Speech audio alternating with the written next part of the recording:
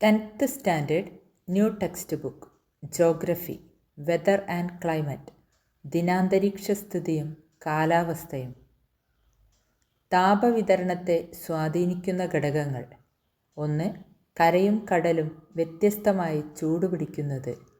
Differential heating of land and sea. 2.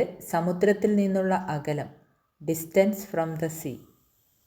സമുദ്രോപരിതലത്തെ അപേക്ഷിച്ച് കര വേഗം ചൂടാകുകയും തണുക്കുകയും ചെയ്യുന്നു. അതുകൊണ്ട് തന്നെ സമുദ്രത്തെ അപേക്ഷിച്ച് കരഭാഗങ്ങളിൽ ഉഷ്ണകാല അന്തരീക്ഷതാപം വളരെ കൂടുതലും ശൈത്യകാല അന്തരീക്ഷതാപം വളരെ കുറവുമായിരിക്കും.